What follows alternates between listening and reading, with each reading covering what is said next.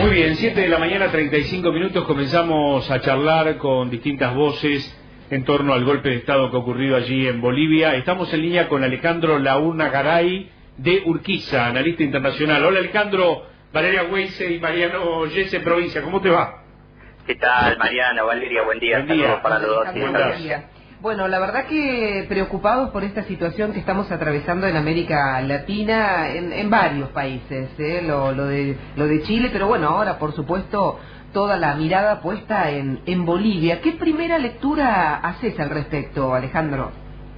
Bueno, en primer lugar es una tragedia y es muy preocupante para toda la región, no solamente para los bolivianos. Bueno, más allá de lo que viene pasando en Ecuador, en Perú, en Chile, mismo en Brasil, en cierto modo también, es realmente muy preocupante y acá hay que hacer una lectura que es local, es regional y es global, ¿no? Porque en Argentina sobre todo estamos muy acostumbrados a analizar los fenómenos localmente, donde vemos que a veces solamente hay factores internos que explican ciertos acontecimientos, pero acá hay una situación a nivel global, hay un desorden, una ruptura de el status quo a nivel global que afecta a todo el mundo, y en América Latina lo estamos viendo muy claramente, ¿no? Primero, por supuesto, y como bien lo marcaban ustedes, esto es un claro golpe de Estado contra un gobierno que, si bien, más allá de que Evo Morales había perdido el referéndum, que después a través de la justicia le permitió competir, y si bien las dudas y las irregularidades que mismo la OEA determinó, que no habló de fraude en ningún momento, sino de ciertas irregularidades, no ponían en duda un triunfo de Evo Morales, sino la cuestión era si había o no llegado a ganar en primera vuelta. Más allá de eso, él abrió, aceptó. A mí me sorprendió un poco porque la OEA siempre responde, por supuesto que la OEA es un brazo político y diplomático del interés de la política exterior de los Estados Unidos, ¿no? Que es muy contraria a que los países como Bolivia, más allá de la cuestión cultural, de la cuestión indígena, el interés de la política exterior de Estados Unidos es contrario a que los países de América Latina ejerzan la soberanía sobre los recursos naturales, sobre todo, que esa es una de las grandes pujas que está viviendo la región, donde está cambiando hoy el eje del poder global, donde Estados Unidos está retrocediendo en distintos puntos del globo, del planeta, y ejerce mayor presión sobre América Latina, y los recursos naturales de América Latina son un botín para muchos intereses globales donde se están disputando. Sí. No, está bien la lectura que vos hacés, que es la lectura que siempre sobrevuela, ¿no?, el tema del interés de Estados Unidos. Ahora, yendo puntualmente a lo local, sí. Vos tenés allí un presidente como Evo Morales que ayer había convocado a nuevas elecciones, es decir, sí. El objetivo era, si está una elección viciada de alguna manera por un supuesto fraude, él convoca elecciones. Ahora, ¿por qué se le da vuelta a la policía y las Fuerzas Armadas? No, bueno, ¿cuál es la explicación de esto? Esto se viene gestando ya hace tiempo, y mismo voy a días previos a la elección, días previos al 20 de octubre, ya Carlos Mesa, el principal candidato opositor, y Luis Camacho, hoy el opositor más violento que está encabezando esta persecución al oficialismo, persecución violenta, ya habían dicho que iban a desconocer el resultado de la elección, y ya se estaban organizando los comités cívicos para torcer el orden institucional en Bolivia, y lo habían anunciado ya previamente a la elección. Bueno, viene la elección y ya comienza, oficialmente, por decirlo de alguna manera, el golpe de Estado con la violencia que estamos viendo ya actitudes prácticamente de grupos terroristas encapuchados que secuestran funcionarios y los obligan a renunciar, violentan a familiares y secuestran familiares de funcionarios para obligarlos a renunciar, como pasó con el presidente de la Cámara de Diputados, que secuestraron al hermano para que renuncie. Ya lo de la OEA se caía de más duro, que iba a pedir una repetición de las elecciones, que te viene a decir, claro, de hecho mismo la OEA no habló de fraude ni de supuesto fraude, no digo irregularidades, hay que repetir elecciones, pero la intención y la organización de este golpe de Estado no empezó el 20 de octubre y ni siquiera cuando terminó el cómputo final oficial de los votos, ¿no? Ya se venía planeando desde hace tiempo, y la actitud de las fuerzas policiales y de las fuerzas armadas son claramente de acople a este golpe de Estado. Por eso lo podemos llamar como es un golpe de Estado cívico, policial y militar por omisión, por supuesto, porque cuando las fuerzas armadas directamente le sugieren al presidente que renuncie, es prácticamente una advertencia, ¿no? Coincido ahí. Hoy recordábamos con Mariano lo que decía el propio Raúl Alfonsín siempre, que en realidad los golpes militares son cívico-militares, porque siempre hay un civil que va a golpear las puertas, ¿no? Y aquí muy de la mano con esto que vos decías, vinculado a un poder económico muy fuerte. Hay que ver quién es Luis Fernando Camacho, ¿no? El líder de este golpe en Bolivia, heredero del monopolio privado del gas de Santa Cruz, el Sergas. Bueno, ¿no? exacto, es que ahí están las claves, por eso así esa introducción, ¿no? Camacho fue un hombre, ¿no? de un sector empresario que se vio perjudicado en sus intereses económicos cuando asume Evo Morales y nacionaliza los hidrocarburos. Cualquier país del mundo que tiene grandes reservas de energía, que la energía es lo que mueve la economía del mundo, y que busca nacionalizarlas y usarlas en provecho del país y no la quiere entregar a las grandes transnacionales de la energía, va a tener problemas. Lo vemos en Medio Oriente, y lo vemos en América Latina, lo vemos en África, donde proliferan los estados fallidos, y en América Latina lo estamos viendo, y desde que Bolivia nacionaliza los hidrocarburos, empiezan los ataques con Evo Morales. Lo que vemos que acá el éxito económico, la estabilidad económica, la estabilidad social, la inclusión de millones de personas en la economía y en la clase media no te garantizan la estabilidad política en la región, y es lo que estamos viendo que pasa en Bolivia.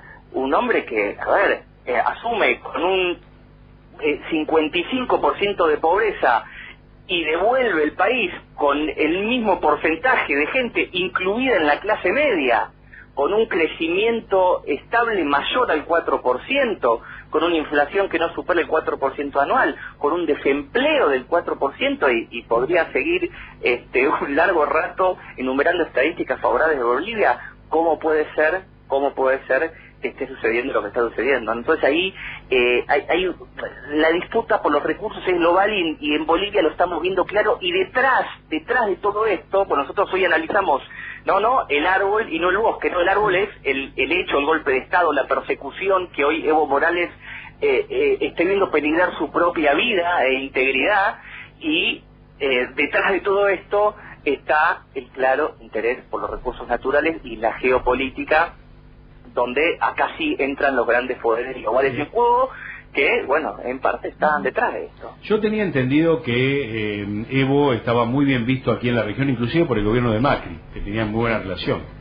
Es que sí. Yo tenía entendido eso, es decir, más allá del diagnóstico que vos hacés ya con el diario, es decir, ya que hacemos todos con el golpe de Estado en ciernes, o encima, llevándolo al tema de que a un sector le puede molestar lo que había pasado en Bolivia. Me parece que Bolivia estaba como comenzando a ser un ejemplo de un capitalismo social en la región. Pero claro, hoy la por eso te digo, ¿por qué tanta bronca de clases si esto ya estaba asimilado con una apertura del mismo Evo? No, es que por supuesto, la cuestión y la discusión o los ataques chicanas de que Evo es un populista de izquierda, que no, Evo Morales está llevando un capitalismo real. Exacto. Y de hecho, un ejemplo a nivel global, no solo para la región. Por eso pero el ejemplo más claro era el proyecto de la industrialización del litio, que es el petróleo, el oro blanco, ¿no? Es la clave energética del siglo XXI, que es para toda la industria de la tecnología eléctrica, ¿no? De autos, bueno, las baterías que utilizan el litio.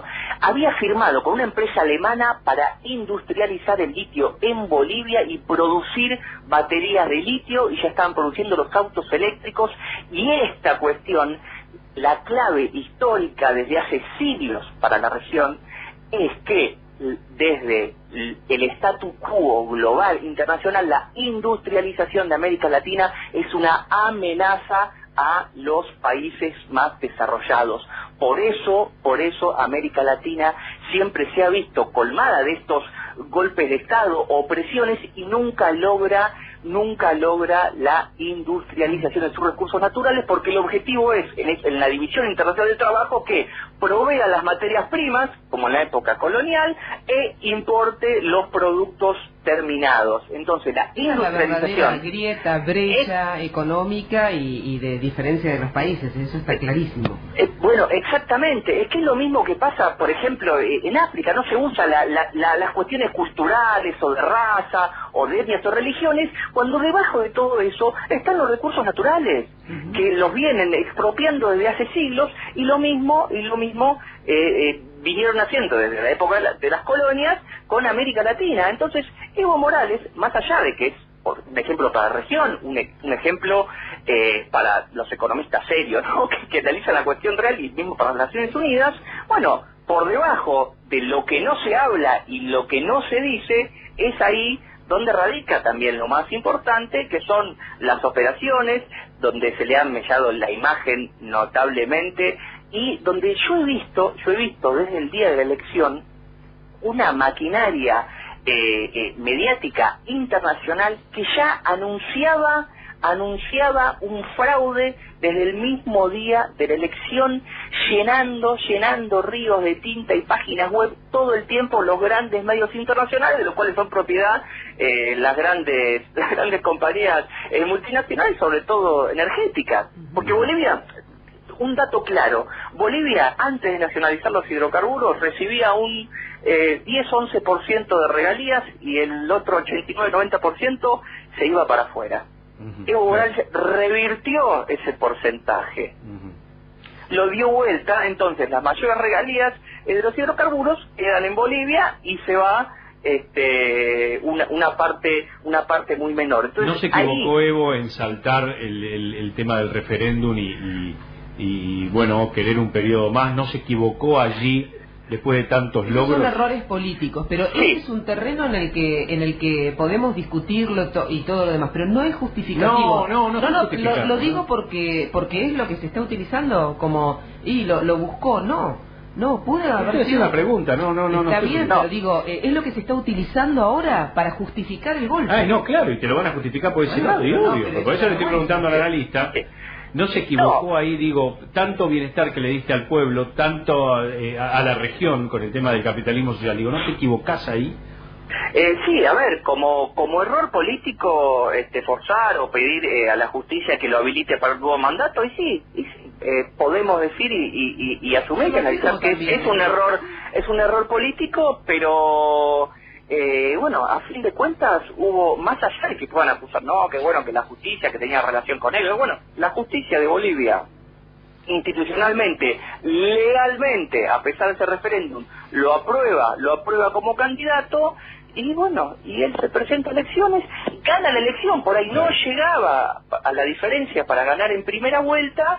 Y bueno, pero todas estas cosas sí fueron la excusa, y fueron alimentando una oposición cada vez más violenta, que esto, repito y lo aseguro, y es lo que va a pasar, y que esto queda grabado, no representan los intereses de la gran mayoría de los bolivianos. Claro. Y si asume este sector de la oposición, que es privatizadora, extranjerizadora, y que no representa el interés nacional, vamos a ver cómo las estadísticas económicas y los números de Bolivia van a ir poco a poco en picada, y va a volver a aumentar la pobreza, el desempleo, se van a privatizar los recursos, porque ahí tenemos que ver que cuando hay un golpe de Estado hay que ir viendo, para entender la cosa, cuáles son las principales y las primeras decisiones de política económica que se toman en un país.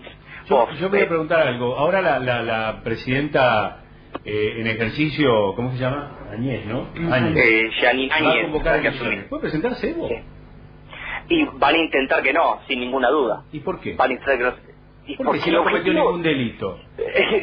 Y bueno, pues nos preguntamos por qué lo sacan del poder prácticamente a la fuerza. Bien, él se porque ve es un golpe de forzado por Estado. golpe a renunciar. Ahora puede presentarse tranquilamente a elecciones. ¿Por qué no se va a poder presentar?